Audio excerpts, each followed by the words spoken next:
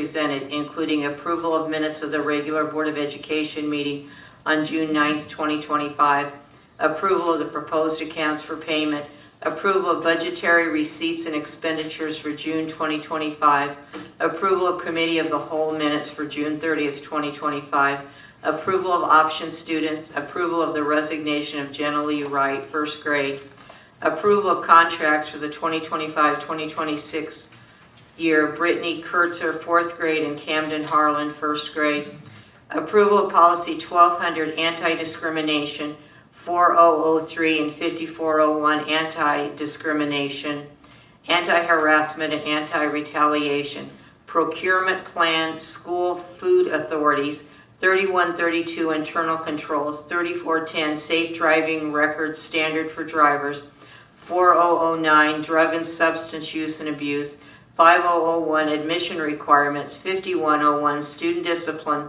regulation 5101.1, dress code and grooming policy, 5004, full-time and part-time enrollment, 5103, extracurricular activity, 5201, promotion and retention, 5202, notification of rights under FERPA, 5301, association activities, 5414, identification of learners with high ability, 5507, foster care, student transportation, 6113, electronic communication devices and cell phones, regulation of 6113.1, 6400, parental community involvement in schools, 6931, behavioral intervention and classroom management, 1100, community use of school facilities and regulation, 1100A, 1100.1, facility use, regulation 5205.1, graduation dress code,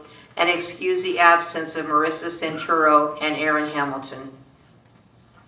Okay, thank you. I have a motion. Do I have a second? Second. Treasurer's report, Jason?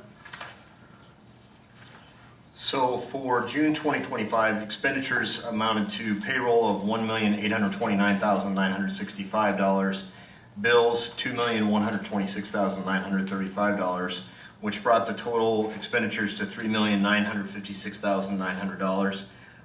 We are 10/12 or 5/6 of the way through the budget and expended 80% of budget authority. So we crept up a little bit, but that's to be expected in July and August, just primarily because of the fact that we're paying again. A lot of those expenditures are coming in either for the end of this year or the start of next year. So we're in good shape financially.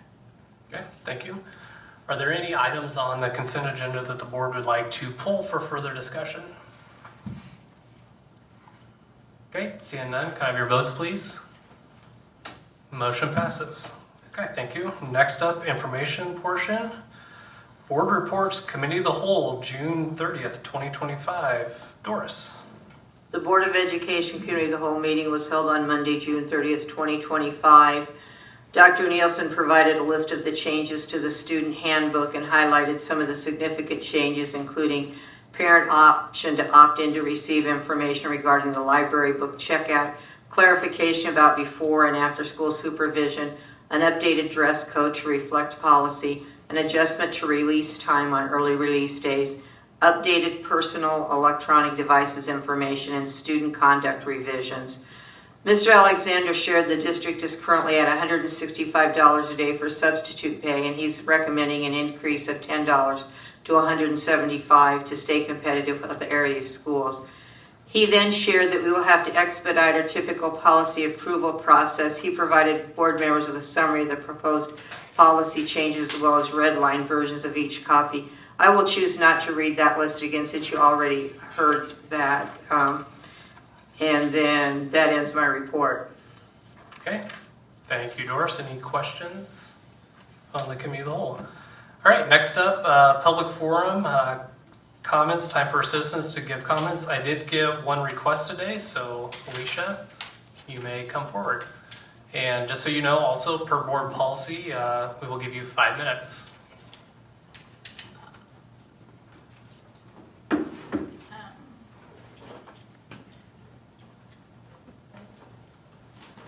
A lot to share, so I know I was trying to fit it into 5 minutes.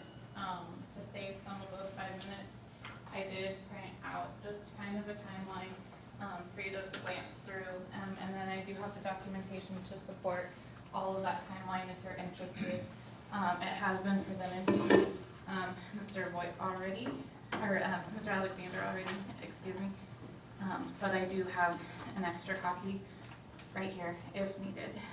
My name's Alicia. I have 2 students in Beatrice Public Schools District. Recently lost my son. I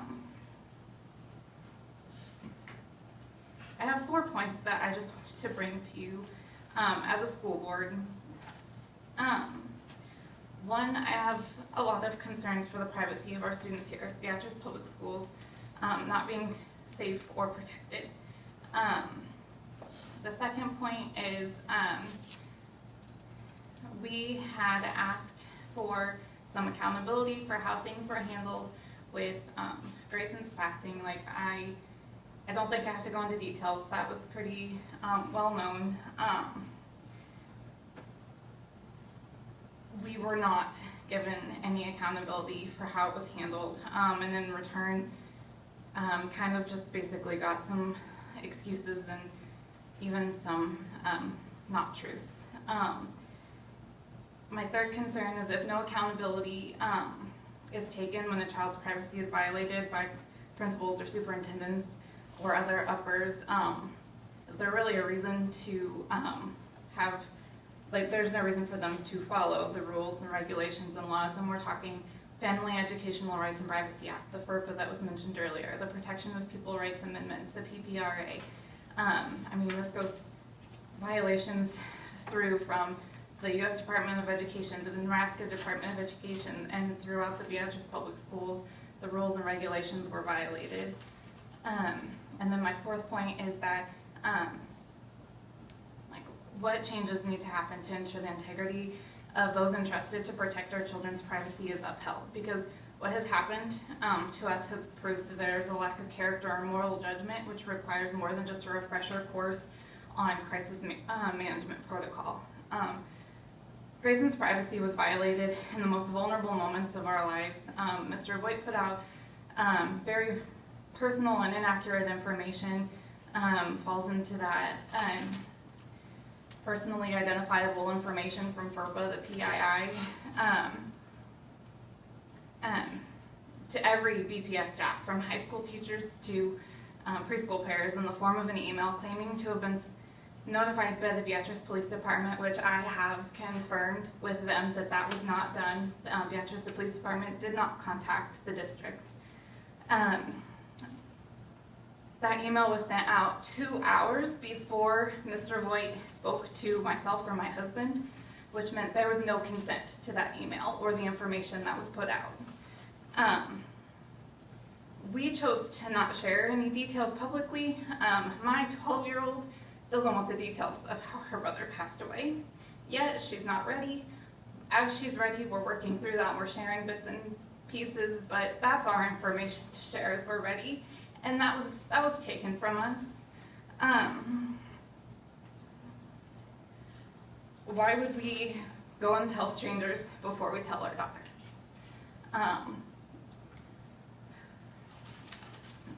We started getting screenshots from staff that were current and former teachers, friends that are employed by BPS. My former coworkers, they were all disgusted by the way that the email was worded and how it was put out. Then we started getting screenshots, posting things on social, staff posting things on social media. It was a coach that was well-meaning, but he was given inaccurate information, so he was posting a post on social media that said Grayson had completed suicide, and we didn't know why. We've never put out those narratives, never once. We've not, even to this day, confirmed or denied Grayson's cause of passing. That's sealed in an envelope that we didn't even get until a week after his funeral. So that should have been ours to share.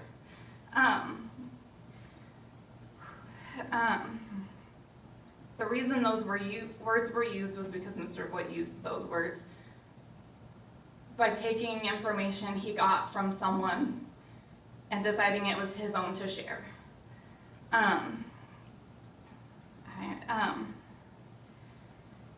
Mr. Voigt took it further, and we got calls and texts while we were in the middle of the bank setting up the funeral on our way to find his burial plot. I got calls and texts from Mr. Voigt, and basically that conversation went, it was a 6-minute conversation, and he goes, I just want you to know, media's reaching out, and if they reach out to me, I'm legally required to tell them the cause of the passing, and he didn't want me to be caught off guard. I don't know how he felt like he had that information and it was his right to share.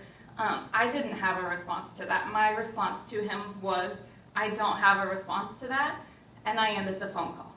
I went to the cemetery, I picked out his burial plot, and in that time I processed, I don't understand why that's happening. So I texted and Mr. Voigt, and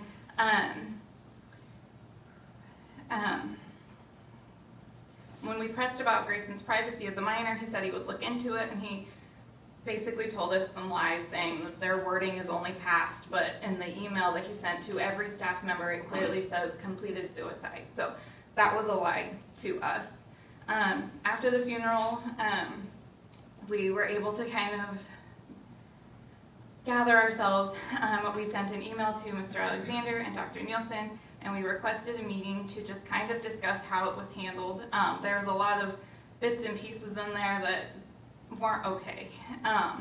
There's a lot of repercussions for what happened. My daughter started getting texts and calls and FaceTimes, and people are like, hey, we heard this, and the amount of ridiculous theories as to what happened, she shouldn't have to deal with that. To a degree, I know we can't control that, but when the narrative gets put out there, you can't take that back. Mr. Voigt was included in the meeting without informing my husband or I, so we were caught off guard to have him in there. I was not prepared to have him in there. He was not included in the request for a meeting. After we explained our concerns, Mr. Alexander was very cold. He was leaning back a lot. His arms were folded off and on. He looked at his phone once or twice. Then it turned into basically saying that it was our fault, my words, not his, but our fault because we didn't speak to them fast enough, and they had to put out the information that the Beatrice Police Department gave them, which again, I've confirmed is not accurate. Mr. Alexander stated it was protocol. That's not protocol at all. And then Mr. Voigt told us that we just misunderstood a lot of the things we questioned. No outcome in this is a win for us. We don't get our boy back. But I can defend him and his honor and his legacy and his privacy and my daughter. I will do just that. We asked for accountability. We asked for accountability and an email to go out to staff to state the original email contained inaccurate information without the parents' consent. I have the documentation for that. An email did go out, but it still clings very heavily to that they got information from the police department. And I spoke with the police department today, again, and confirmed, and that's not accurate. Alicia, sorry, we're Yep, that's okay. pushing on 9 minutes now, so I apologize, No, but we thank just you for kind the of extra keep with 4 it. minutes. Yeah, That was a lot. okay. Thank you very much for speaking with us today. All right, we will move on to the action portion. We will start with 6.1, rescind policy 6410, Title I, parental and family engagement. Do I have a motion, please? I move that the Board of Education of District 15 rescind policy 6410, Title I, parental and family engagement. I have a motion. Do I have a second? Second. Mr. Alexander. So basically through legal counsel, the U.S. Department of Education informed the NDE that Title I involvement policies need to be more specifically tailored to each school district. So instead of incorporated as a general overall policy, as such, the Department of Education, Nebraska Department of Education has recommended that schools rescind their Title I involvement policy and instead complete the template available on their website. So essentially, the Title I policy that we've had in place that will be rescinded. We have to go online to the Department of Education website and complete a template that outlines the Title I parental and family engagement policy. Okay, any questions? Seeing none, can I have your votes, please? Motion passes. All right, next up, 6.2, reaffirm policy 5415, anti-bullying. Do I have a motion, please? I move that the Board of Education of District 15 reaffirm policy 5415, anti-bullying. I have a motion. Do I have a second? Second by Eric. Anything to add to that, Jason? State statute 79-2, 137 states that every school in the state will offer an anti-bullying policy in their school, and it must be reviewed annually. So as with all of our policies, they are written with legal requirements to meet statutes and supported by our law firm. So as a Board of Education, you have to approve that you are in favor of this policy and on an annual basis. Okay, any other questions? Seeing none, can I have your votes, please? All right, motion passes. Next up, 6.3, reaffirm policy 5416, student fees and appendix 5416. Do I have a motion, please? I move that the Board of Education of District 15 reaffirm policy 5416, student fees and appendix 5416. Okay, anything to add to that one? Just that we're not making any changes to the policy. You saw the appendix and the student fees in the hearing beforehand, so that's just reaffirming that you've had a chance to review that. Okay, any other questions? See none, can I have your votes, please? Motion passes. Next up, 6.4, reaffirm policy 6400, parental community involvement in schools. Do I have a motion, please? I move that the Board of Education of District 15 reaffirm policy 6400, parental community involvement in schools. I have a motion. Do I have a second? Second by Eric. Jason, anything to add? No, just that the policy that was presented is you are in agreement with and moving forward. Okay, any other questions? Seeing none, can I have your votes, please? Motion passes. All right, next up, approval of agreement with NCECBVI for special education services. Do I have a motion, please? I move that the Board of Education of District 15 approve the agreement with NCECBVI for special education services for the 2025-2026 school year. Thank you. I have a motion. Do I have a second? Second by Eric. Beth, you're up. Do you ever wonder what NCECBVI is? Yes, it's a big acronym. It is. It used to be, way back when I was in college, was NSVH, the Nebraska School for the Visually Handicapped. And now it's the Nebraska Center for the Education of Children who are blind or visually impaired. So Perfect. that helps you out.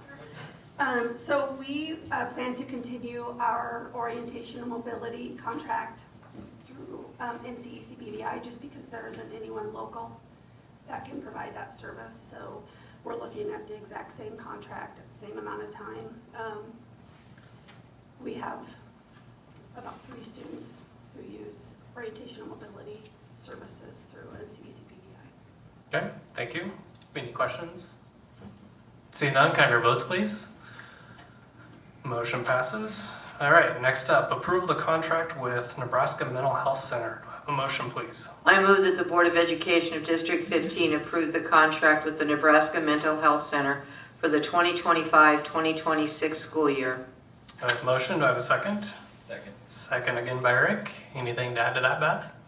Yeah, so we are changing this up a little bit. For the last several years, we've contracted with Nebraska Mental Health Centers to provide both mental health therapy services and some school psychologist time.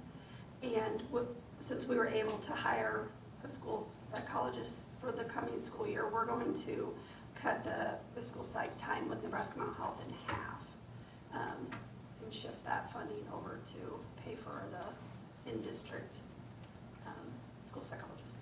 Okay, perfect. Any other questions? Seeing none, can I have your votes, please?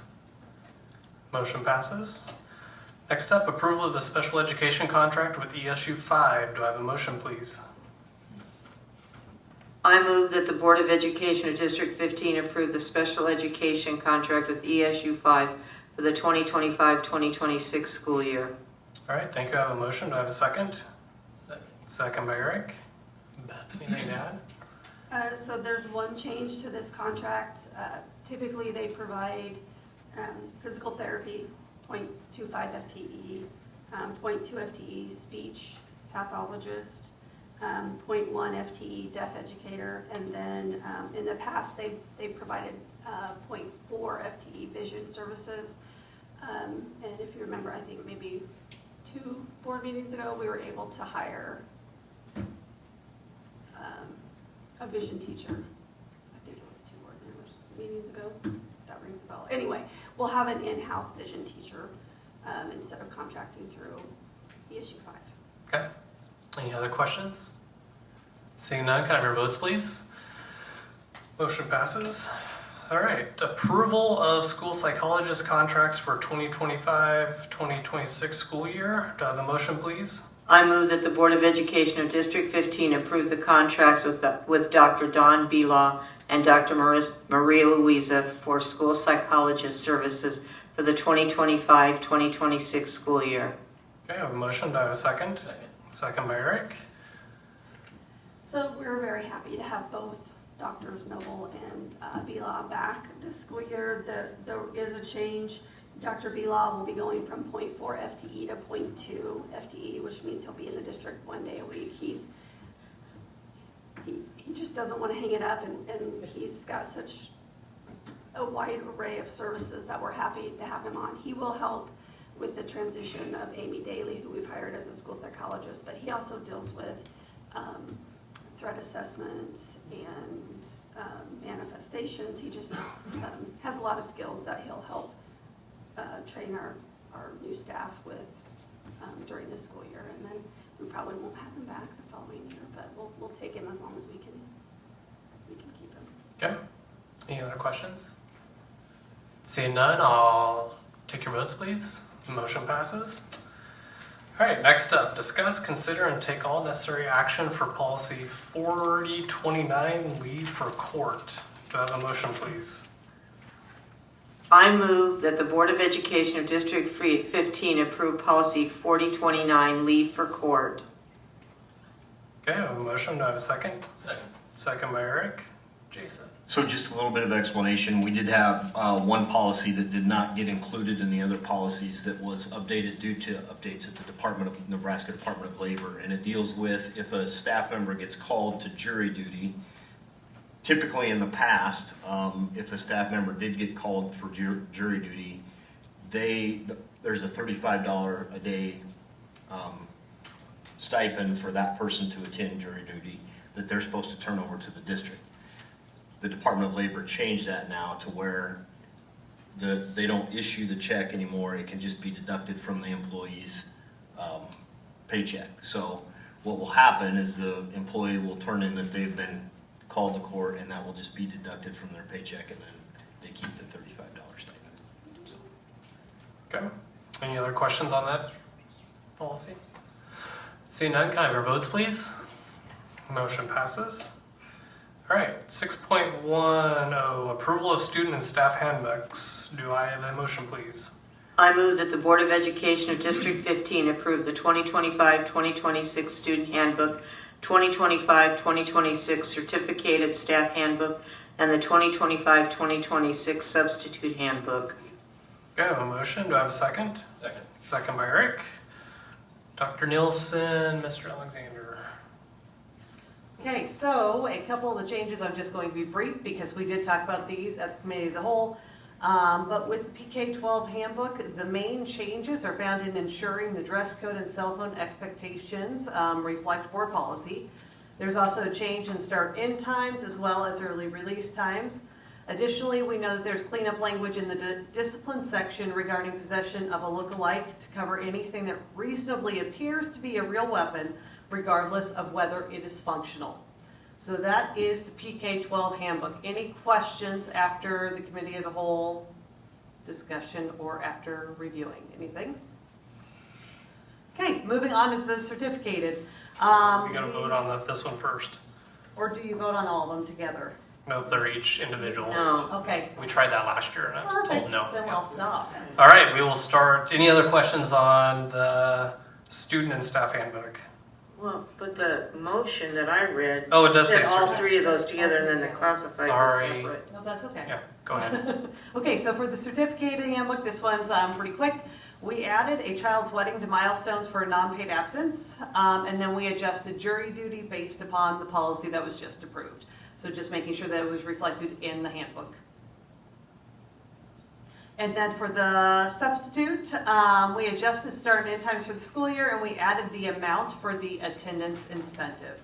Our substitutes have an attendance incentive because we need them in our district and we want them in our district. And so after 20 days of subbing in our district, they qualify for the attendance incentive. So Okay, present. now any other questions? All right, seeing none, can I have your votes, please? And motion passes. All right, moving on. Approval of classified staff handbook. Can I have a motion, please? I move that the Board of Education of District 15 approve the 2025-2026 classified staff handbook with the addition of paid sick leave. Okay, I have a motion. Do I have a second? Second. Second by Eric. All right, next up. Okay, so on this one, we added the sick leave, and I will let Jason talk a little bit more about that one, but that is for all regular and probationary employees in our district. So basically what we did is break out by employee category, how many sick leave hours they can accrue and at what pace, and then what the max is. And we did take a look at what the hospital talked about. Our software system doesn't have the capability to necessarily track it that way. So in talking with Jackie Bornemeyer, she felt like it was best to stick with what is broken out in our software system for this year. If we can move to that in subsequent years moving forward, then we will take a look at it. But so what we presented you with is the paid sick leave proposal for the 25-26 school year for part-time employees. Now keep in mind, 12-month, 10-month, and 9-month employees that are scheduled full-time, they were already accruing some sick leave time. This is for employees that now are scheduled under 40 hours per week or 5 days a week and matches their hourly schedule. So that's how that will break out. Okay. Some other things that we added to the classified handbook was language regarding weather cancellation days. So last year was the first year of implementation with the weather cancellation days where we ensured staff if we cancel school because of weather, we would pay them for that day as long as they were scheduled. So we pay them for their scheduled time. So we just needed to clarify language. We cleaned it up a little bit and made sure that it was stated well as to what we were doing for staff who, like a preschool teacher, we called off school on Wednesday. Well, a preschool para is not working on a Wednesday. So do they get that day? No, they don't get that day. If it happens to fall on a Wednesday, they won't get it. But if it fell on a Thursday, they absolutely would get that day. We adjusted the sick leave donation bank to reflect the parameters discussed during negotiations. We made sure that it reflected what the certificated staff have, just like the classified staff.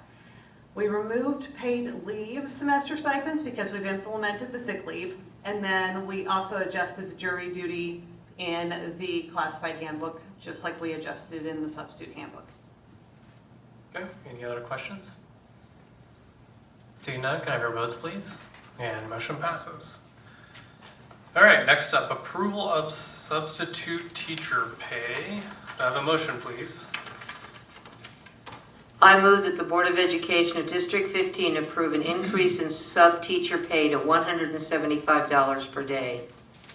Can I have a motion? Do I have a second? Second. Second by Eric. Mr. Alexander, anything to add to that? Just- self-explanatory. Yeah, pretty self-explanatory. We just in looking what is going on around us, we felt like this kept us competitive.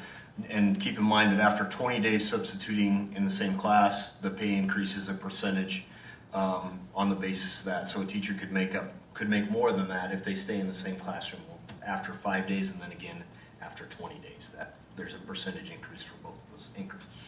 So basically to cover long-term subs. right? Yes. Yep. Okay, any other questions on the substitute pay? All right, seeing none, can I have your votes, please? Motion passes. All right, next up, designate SNEA representative. Do I have a motion, please? I move that the Board of Education of District 15 designate Chuck Riedesel to replace Lisa Pieper to serve as one of the district's representatives on the Board of Directors of the Southeast Nebraska Education Agency.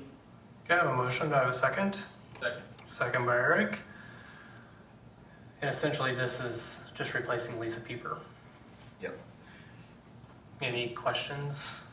So the Southeast Nebraska Education Agency is the agency that was formulated in conjunction with the public school to help build the new elementary. With Lisa, with her term expiring in January, we need to get someone else appointed that can attend those meetings, and so we'll have one here shortly as soon as we get Charles onboarded, and we just needed somebody from the board that could serve that role. All right, can I have your votes, please? Motion passes. Next up, discuss, consider, and take all necessary action with regard to appropriation of funds for a real estate purchase from the district and authorizing a lease agreement with the Southeast Nebraska Education Agency for a new elementary school building and equipment and related matters. Do I have a motion, please? I move that the Board of Education of District 15 hereby ratifies, confirms, and reaffirms the lease dated June 1, 2022 with the Southeast Nebraska Education Agency as more specifically provided in the attached resolution incorporated into this motion by reference. Okay, I have a motion. Do I have a second? Second. Second. Anything to add to this, Mr. Alexander? Yes, so this is just basically, for those of you that have been on the board long enough know that we have to do this on an annual basis that confirms the renewal of the lease for a 7-year term commencing on June 29th as provided in section 4.01B of the lease agreement with the Southeast Nebraska Education Agency. So it's a formality that requires us to update that lease and the provisions within it every year, and will continue for every 7 years after that. Okay, thank you. Any questions? All right, seeing none, can I have your votes, please? Motion passes. All right, next up, Administrator's Report, and we are going to start with a high school update with Mr. Ford. Welcome to your first board meeting as the high school principal. Thank you all. I wrote a script here, guys, so forgive me if I'm not making good eye contact, but I tend to get excited when we talk about school improvement type stuff, as the administrators in the room can attest to. So I'm going to try to stick to the script, so then that way I don't go off on tangents. But as part of our commitment through the continuous school improvement process and aiming to achieve better student outcomes, we're implementing some systematic changes at Beatrice High School that align directly with District Strategy 5, which is we will develop and implement district-wide systems to enhance student learning. A big thank yous in order to the many team members that helped develop and the future implementation of these plans. This is going to be an all-hands-on deck effort. So I want to just specifically thank our building leadership team, which is made up of teacher representatives across subject areas, fellow administrators, Mr. Alexander and Dr. Nielsen, guidance counselors, teachers, paraeducators, and administrative assistants, because it wouldn't work without all of their dedication. So a genuine heartfelt thank you to all of them for helping us pull this all together. Two key programs that I wanted to specifically reference that we're going to be informing our parents of in the coming days. We have two that will align with the strategic goals. So the first one is an acronym called WASP, stands for Wednesday After School Program. This program will serve as a weekly opportunity for academic intervention, enrichment, and support for students that have one or more failing grades. And it'll be a structured environment that enforces growth, learning, and improving student outcomes. So we will run this every Wednesday from 3:17 till 4 o'clock. Except for on early out days. That gets challenging when you're trying to schedule professional development opportunities. So we might look at expanding that in the coming years, but for now we're going to avoid the early out days. Parents will have the opportunity to choose to opt out of that program if there's like logistical problems such as transportation issues. Maybe they're the daycare provider for the younger sibling, those types of things. So we'll give parents opportunities to maybe choose an alternative path. But really what we're trying to do is get a conversation going so that they're understanding that their child is not receiving passing marks at that time. The second update is Freedom Friday, one that you guys might be aware of, but we're making some changes to that program. Just gathering feedback from our building leadership team, many teachers. We felt like there was some things that we could do to enhance that program. So made some modifications that I'm going to specifically reference, but designed to recognize student responsibility, effort, and achievement by providing incentives for the ones that are doing well, and then providing structured time for the kiddos that are needing additional support. So this system is going to reinforce, there's going to be 3 separate levels in Freedom Friday, and that report is going to be run every week. The report will be shared out every Thursday, and then we will have a consistent Friday schedule every single Friday throughout the school year, which I think will provide for a more consistent educational outcome where it's not hit or miss on when we're doing Freedom Friday. It'll be a consistent thing that we're doing week in and week out. So we'll have that 9th period time from 2:38 till 3:17 every Friday. So these programs will run consistently, will turn, and hopefully will lead to better student outcomes. First Freedom Friday will take place on August 22nd, which is after our first full week of school. And then our first WASP will be on September 3rd when we come back from Labor Day. And then, as I referenced, parents will be notified via our school messaging system here in the coming days. And then we're going to provide a detailed explanation in August of what parents should expect in those programs. And then we're going to be doing some grade level assemblies to inform the kids. And obviously in our professional development, we're going to be informing our teaching staff of the systematic updates that we're making as well. So, any questions? So is every Friday a reduced schedule then? It's less time, but yes, we're going to be doing that 9th period every Friday. So you run a whole schedule, you run every class on Fridays, or? We'll run through, 1 through 8, and then we'll have that 9th period time on the tail end of the day. Am I understanding your question, Doris? Okay. So then on Wednesdays, is that a regular schedule, or do you run every class on Wednesdays too? Monday through Thursday is going to be the same schedule. So yes, Wednesday is going to be a normal day. It's the after-school program, so it's it'll be a normal Wednesday schedule, and then we will do it after school. Well, it's not really after school. You're just making after school sooner.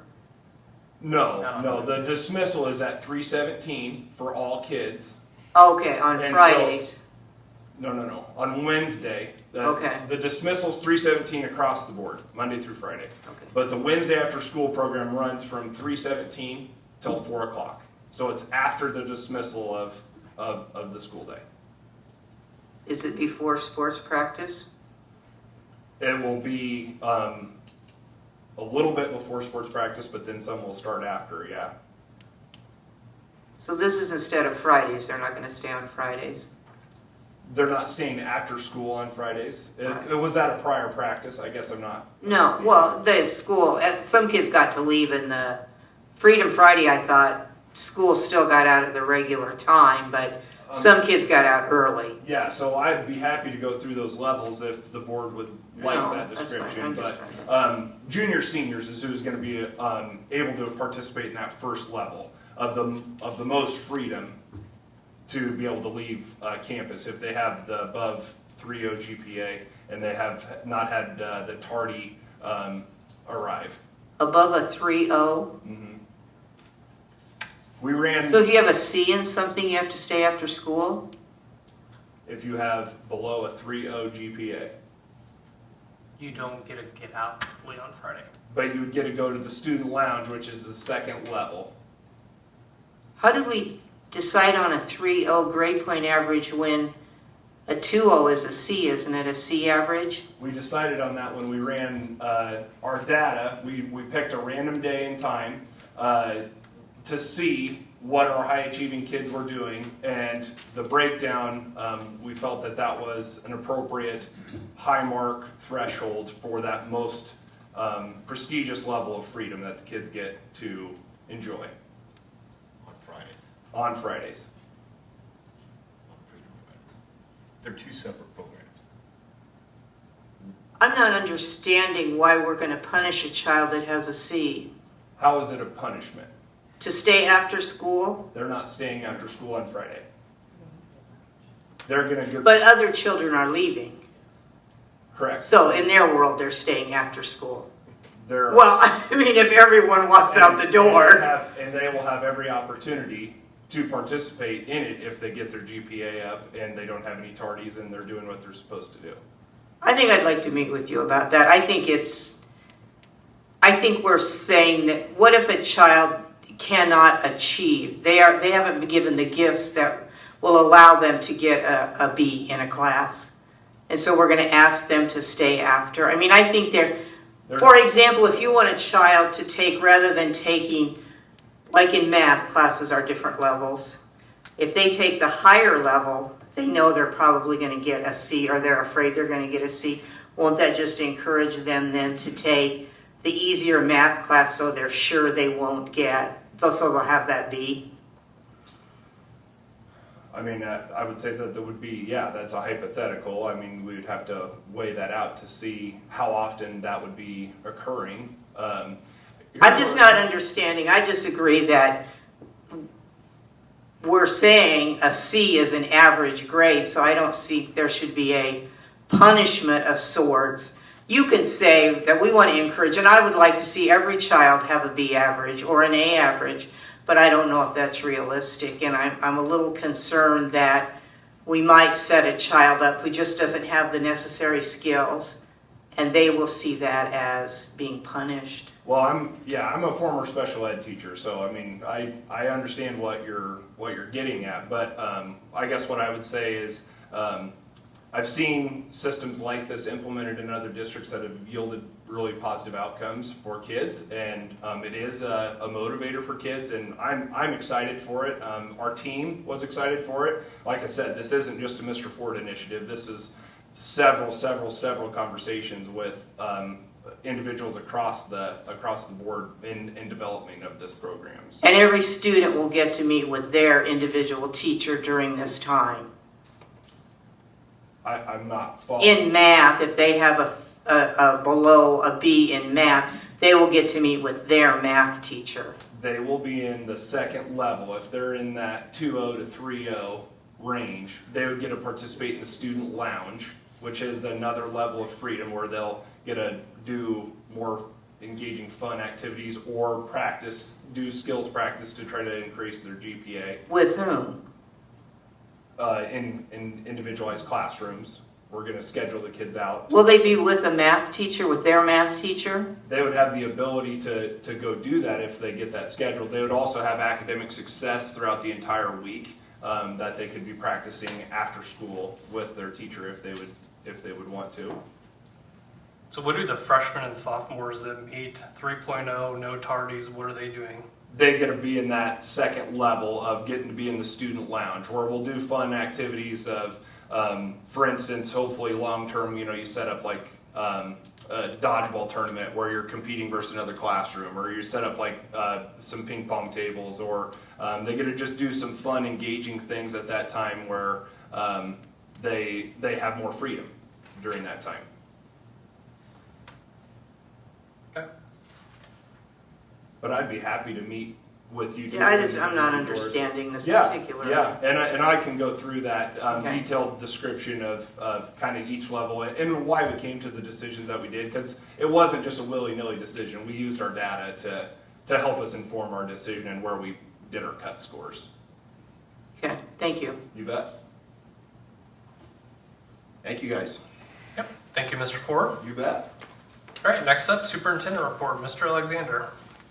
Okay, so just a few things to make you aware of, and some you already know.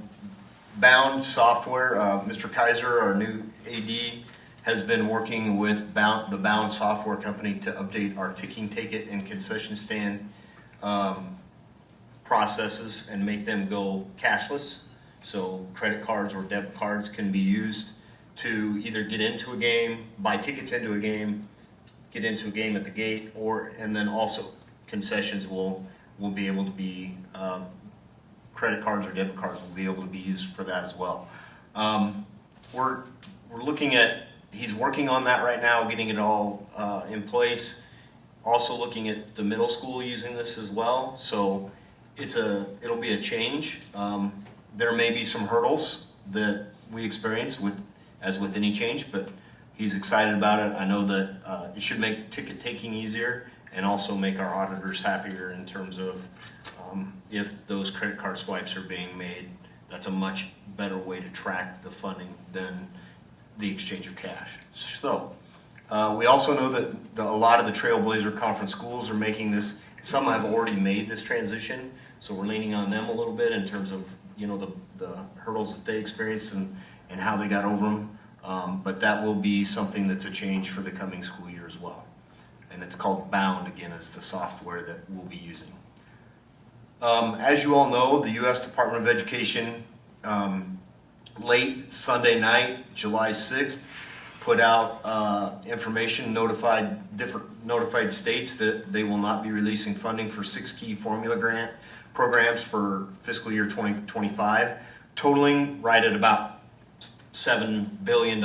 So this announcement came despite earlier communication from the department outlining expected allocations under the full year continuing resolution that Congress passed in previous months. So basically what this means is Congress allocates funds to the Department of Education. The Department of Education releases those funds to states. States then release those funds to schools. And how it works for us is we have to go into the application process through the state portal and apply for those grants. And then we're notified that we can spend it on certain things. And essentially, once we have spent whatever that money is that we said we were going to spend it on through that grant application process, then in order to get reimbursed for the money, we have to send a reimbursement claim back with proof that that's what it's been spent on, and then the school gets reimbursed back for it. Now, for two of those grant programs will impact the school directly from the standpoint of Title 4A, being the student support and academic achievement grants, and those pay for a lot of professional development for our teachers. Title 4A, Title 2A, supporting effective instruction grants. This is approximately $79,425 that is part of the classroom reduction grant, in classroom size reduction grant, where it allows us to hire a teacher. Obviously, there's been some discussion on Facebook about this. Teacher salary is basically about $40,000, but when you include FICA, retirement, Social Security, and the cost of benefit package, that's where it gets it up to about a full one teacher salary. So that is kind of how the breakdown is. Now the other one is the 21st Century Community Learning Center grant, and this one is what funds our Blast After School program. So we are being told essentially that these funds are on hold. We don't have a lot of answers, unfortunately, as to what that exactly means. Does that mean that as these funds go, or as these grants that are on hold go through a court process, they will be released? We don't know that. That's a possibility. They could never be released and could be held up. So decisions and conversations have yet to be held with the foundation in terms of what will happen with the after-school program. Those conversations are happening in the very near future, and then I'm sure there will be discussion about what plans we have moving forward. So, any questions about that? Hopefully that was a clear enough explanation. Okay. So in last then, I will be meeting with the foundation to discuss that, the future of the after school program, and we'll report back to you and let you know what decisions are made moving forward. Finally, the last thing I have is Beatrice Public Schools received notification from the Nebraska State Board of Education that our accreditation has been approved for the 25-26 school year. So that is, we did Good receive news. that notification. And that's all I have. Perfect, thank you. Notification of next meeting. The next regular meeting of the Board of Education will be August 11th, 2025 at 6 p.m. in the Administration Building. There will not be a Committee of the Whole meeting in July.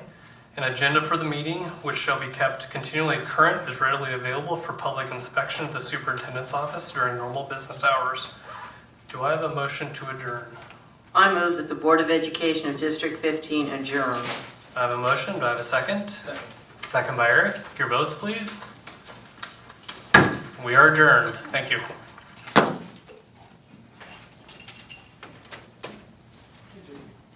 When is the ticket line going to be talking about? Like, on the football season? That'll basically when the state. Where you guys want to hit for that again? See you, Missy. I'll walk out.